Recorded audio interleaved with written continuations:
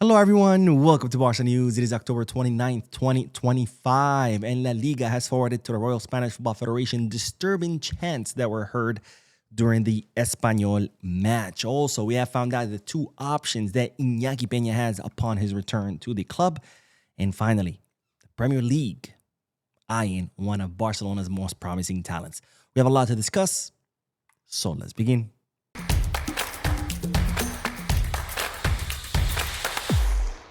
Hello everyone, welcome to the channel. My name is Mo.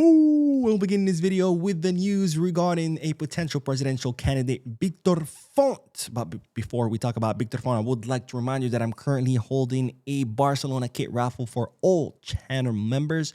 This raffle will be conducted on Saturday during the Mocha. So if you want to participate in the raffle and you're not a channel member, you still have time to become one. Of course, the winner will get to take home a Barcelona kit of their choosing, home, away, or third kit.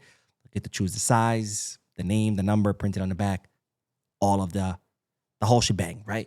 So if you want to be entered into the raffle, you can become a member. You have time until Saturday. All right, now let's get back into the news because we do have to talk about Victor Font, someone who ran against Joan Laporta in the last presidential candidate and lost, and someone who's expected to run again. This is why I said potential candidate, because technically speaking, he's not an official candidate yet, since the campaigns have not officially begun. But of course, we all know Victor Font is going to run once again. Well, the news is that Victor Font has announced that on November 17th, he will be making a presentation under the name The Barca We Love. The name is actually in Catalan. I cannot say it in Catalan, but the translation is The Barca We Love.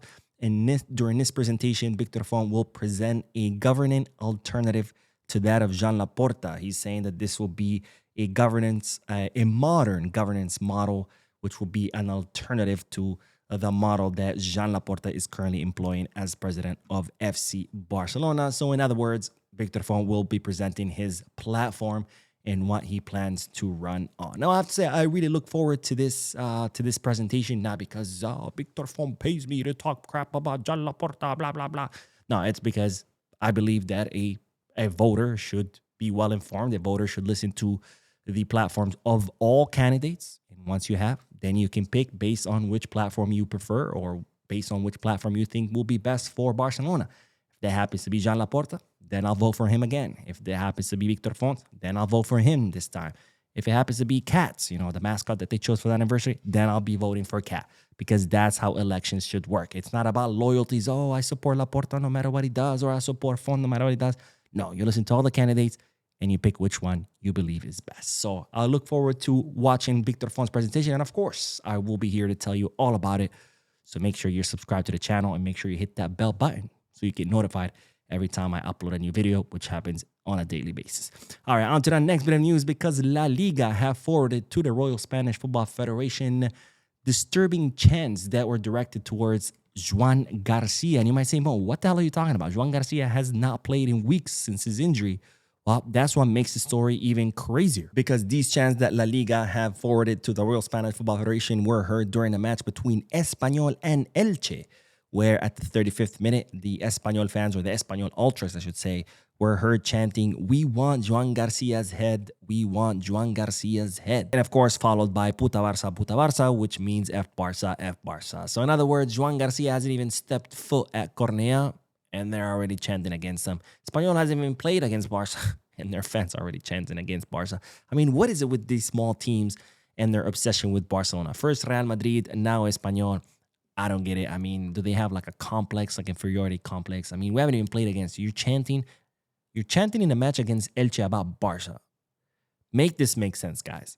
Anyways, La Liga have forwarded these chants to the Royal Spanish Football Federation, and also to the Anti-Violence Commission to investigate. And, well, Espanyol could be fined for these chants. We want Joan Garcia's head. Anyways, on to the next bit of news, because speaking of goalkeepers, we now know what the two options facing Iñaki Peña upon his return. Now, Iñaki Peña is currently on loan with Elche, which means that we could see Iñaki Peña start against Barcelona during this weekend. And of course, his loan ends at the end of the season, which means next summer he will be coming back to Barcelona.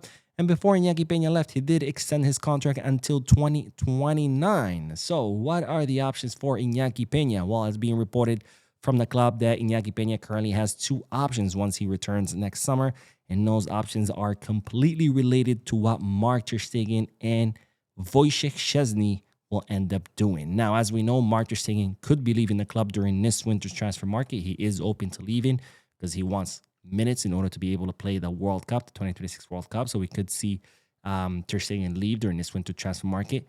Wojciech Szczesny has extended his contract until 2027. So if both ter Stegen and Szczesny end up leaving, then Iñaki Peña will be offered the second goalkeeper position. In other words, it would be Joan Garcia and Iñaki Peña. However, if Wojciech Szczesny decides to stay and finish his contract until 2027, or worst case scenario, ter Stegen decides to stay, then Iñaki Peña will have to look for another club. And of course, my question to you is, what would you prefer? Would you like to see Iñaki Peña as the number 2 behind Joan Garcia?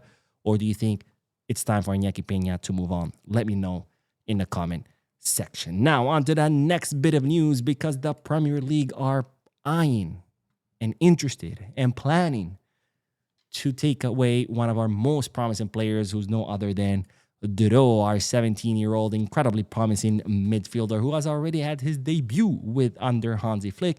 And it's reported that West Ham are very interested in the player. And it's not just interest. It's not just like, oh, that guy looks good on TV. No. This is real interest, where West Ham are planning to make an offer as soon as this winter transfer market. And it looks like West Ham are looking to take Dro either on a permanent transfer or at least on a loan, because, of course, they see what we all see, which is incredible potential in this young midfielder. Now, my question to you is, would you loan out Dro? Of course, sale, absolutely not.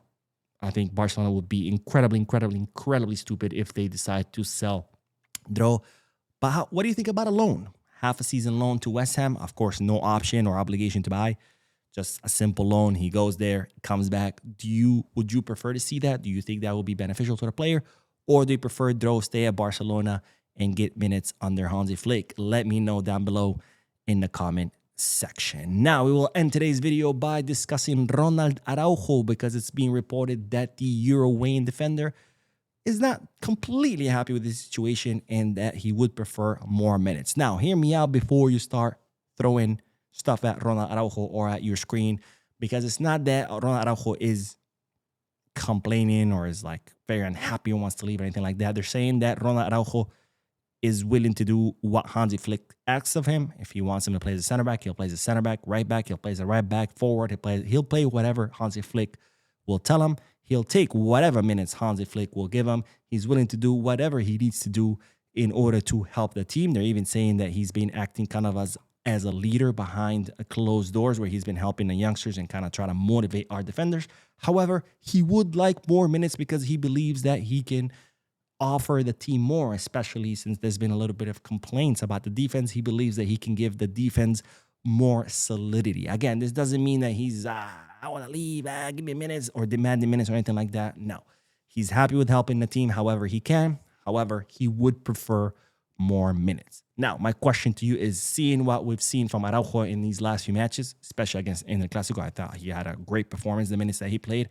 Would you give Araujo more minutes? Yes, no? Let me know why down below in the comment section. And we'll finish the video. I did do the podcast earlier today. If you haven't seen it yet, make sure to check it out. Don't forget to hit the like button, subscribe to the channel, drop a comment. And as always, Visca Barça.